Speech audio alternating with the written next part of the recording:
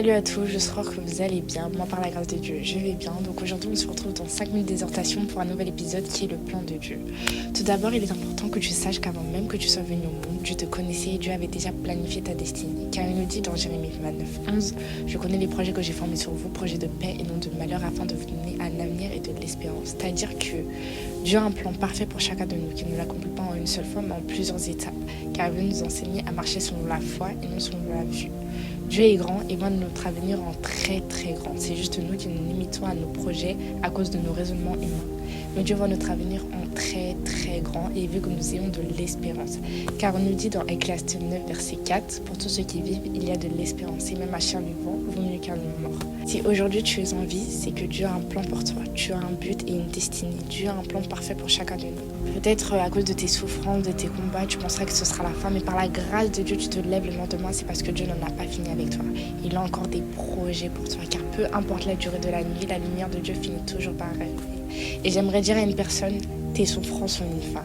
Il n'y a aucune situation, aucune circonstance, aucune difficulté qui soit plus grande que le nom de Jésus-Christ. En réalité, chaque épreuve, chaque difficulté, en fait, c'est comme une marche d'escalier. C'est-à-dire que les persécutions, les combats, les souffrances, en réalité, on doit se servir de cela pour nous permettre de monter. Car il faut savoir que Dieu est un Dieu de stratégie. Par moments, il va être amené à nous faire passer par des moments difficiles pour qu'on soit à la hauteur de son plan. Alors, dans la Bible, il est écrit, dans 1 Corinthiens 10, verset 13, « Aucune tentation ne vous est survenue qui n'ait été humaine.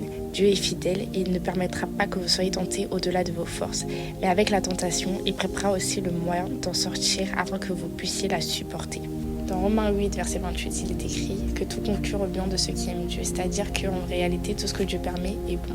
Même si tu pleures aujourd'hui, remercie Jésus car tu expérimenteras la consolation de Dieu lui-même qui est plus puissante que celle qu'un homme peut apporter. Même si tu es seul aujourd'hui, remercie Jésus car tu expérimenteras la compagnie de Dieu lui-même. Peu importe les situations que tu rencontres, fais confiance au plan de Dieu. Ne regardez pas votre vie comme une misère, mais regardez-la comme Dieu la voit. Les gens croient peut-être pas en toi, ou même que toi-même tu ne crois pas en toi, mais j'aimerais te dire que Jésus lui croit en toi car tu es le choix de Dieu. Dans Michée 7, verset 8, il nous dit « Ne te réjouis pas à mon sujet, mon ennemi, car si je suis tombé, je me relèverai. Si je suis assis dans les ténèbres, l'Éternel sera ma lumière. » Avez-vous déjà vu des victoires sans combat ? Non. Mais Dieu nous donne toujours la victoire, car nous ne combattons pas pour avoir la victoire, mais nous combattons dans la victoire. Dieu est fidèle et il est toujours présent dans les mauvais moments comme dans les bons moments. Même dans les fournaises les plus ardentes, il est là. Exode 14, verset 13, Moïse répondit au peuple, « N'ayez pas peur, restez en place et regardez la délivrance que l'Éternel va vous accorder aujourd'hui. En effet, les Égyptiens que vous voyez aujourd'hui, vous ne les verrez plus jamais. C'est l'Éternel qui combattra pour vous. Quant à vous, gardez le silence. » Dieu attend juste que tu te tournes vers lui tout en lui faisant confiance pour qu'il puisse intervenir dans ta vie. Tout ne dépend pas de comment avance la vie des autres, ta vie dépend du plan de Dieu. Car chacun de nous a une destinée glorieuse. Ne regarde pas celle des autres car tu es l'exemple que Dieu a gardé précieusement pour le révéler au temps voulu.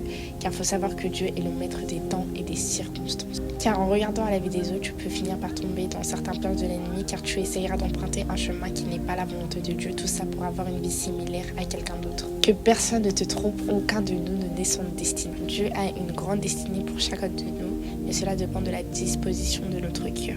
Et la disposition de notre cœur dépend de la persévérance et dépend de notre foi. Nous ne sommes pas seulement amenés à témoigner la gloire de Dieu, mais nous sommes aussi amenés à la vivre et à l'expérimenter parce que nous devons aussi être des porteurs d'œuvres.